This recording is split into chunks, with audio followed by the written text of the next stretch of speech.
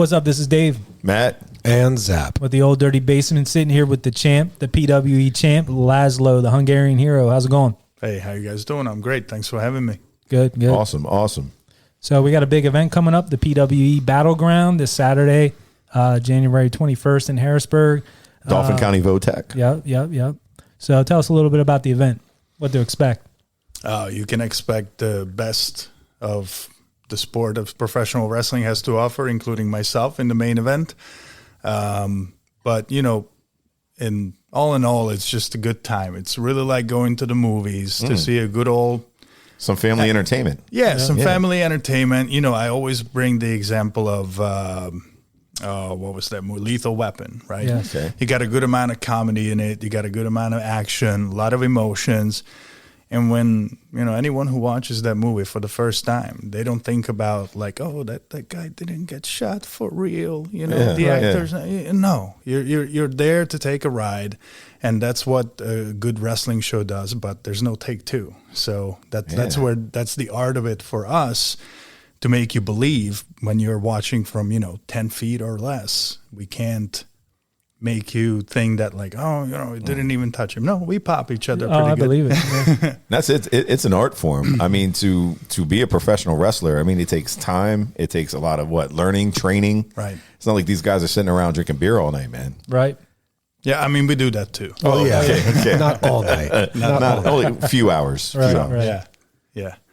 Yeah, so, it's, if anyone wants to become a professional wrestler, they need to go to a good reputation wrestling school. Mm-hmm. And it takes, the quickest. I myself ran the HCW Hungarian Championship Dojo, Hungarian Championship Wrestling Dojo myself as a trainer, which is still very active, very successful, training generations and generations of wrestlers. And even there, me personally, the most talented guys that came through, even them took about 6 to 8 months of 4 to 6 hours a week of in-ring training. Wow.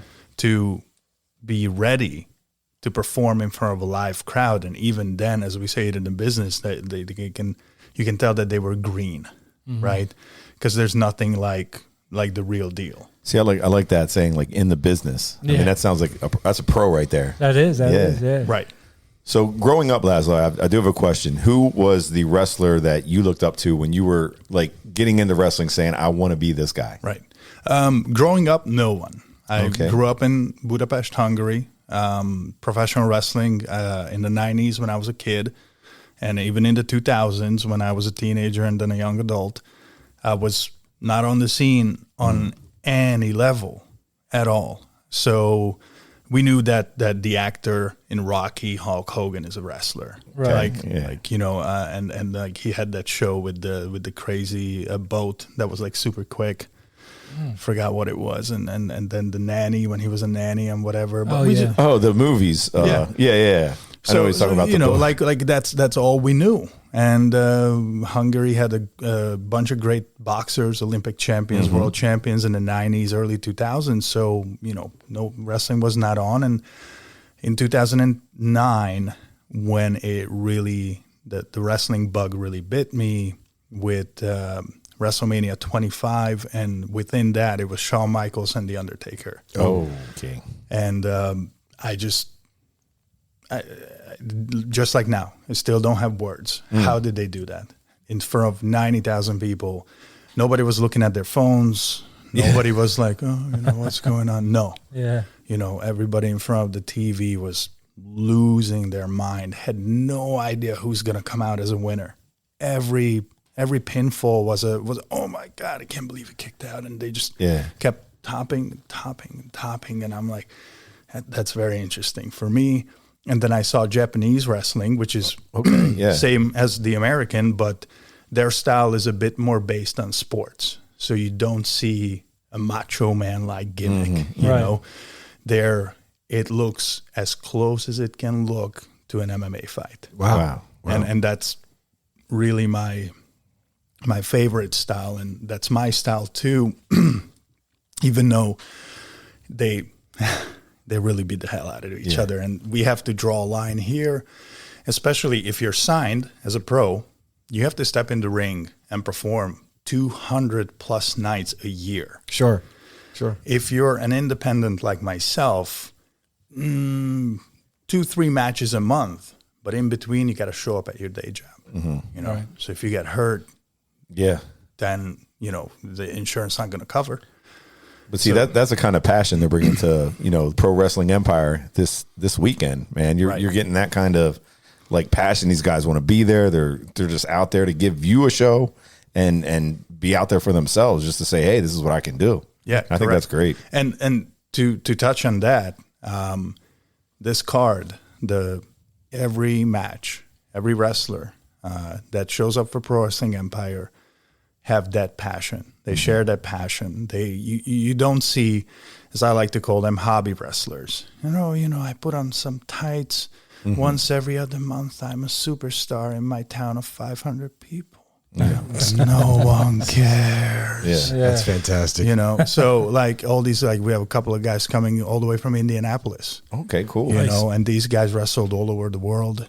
We have a couple of ladies who are great wrestlers. Is that Danny Joe? Danny Moe. Danny Moe. And Katie Arquette. Okay, The yes. Arquette name says something. You know? Is she an actual Arquette? Yeah. Oh. To the best of my knowledge. Okay, okay. But you can ask her. All right, we'll ask her. Yeah, we got to get the interview with her. Absolutely. Yeah, she's, from what I know, she's a sweetheart. So. All right, cool. But yeah. But a hell of a card. Who is the championship bout, which you are in? Right. Against. And that will be, actually, Danny will be in that match because she's the manager / valet partner of Facade, the Neon Ninja. Who's also very experienced, also former PWE world champion. Okay. Very well traveled wrestler. He was the one who took this title for the first time outside of this country to India, where he, if I'm not wrong, he lived with the great Khali from WWE and was training and holding training seminars in his wrestling school. Wow. While he was there when we were in Japan, and this title was featured on cards in Japan and in India.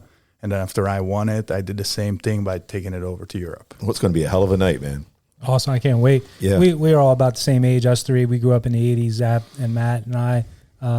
We were just talking the other day about how much we loved wrestling back in the day.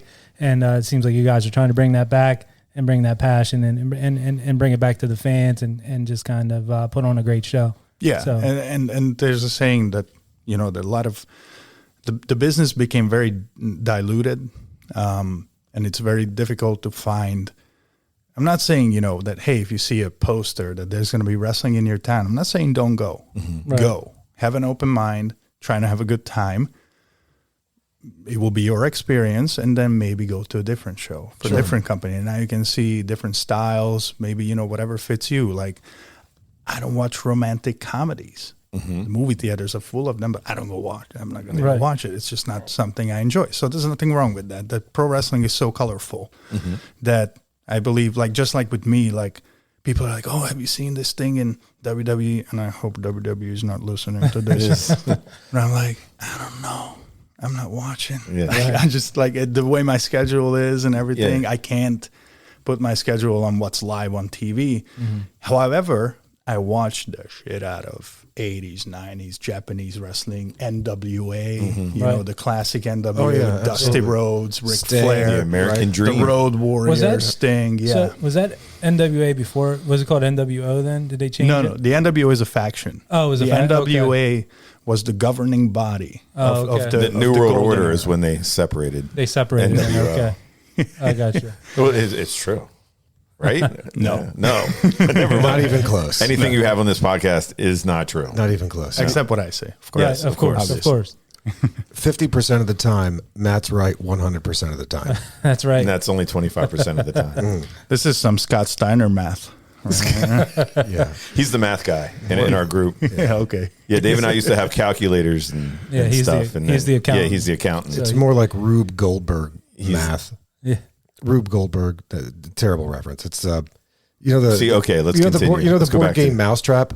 Yeah, Yes, I remember. yeah, hell yeah. Oh, he's talking about the little ball that goes down to cut the So- scissors, to cut the string, Correct. to cut the make a fire. Any kind of Rube Goldberg device is this massive possible like Pee Wee Herman and Pee Wee's Big Adventure, whatever.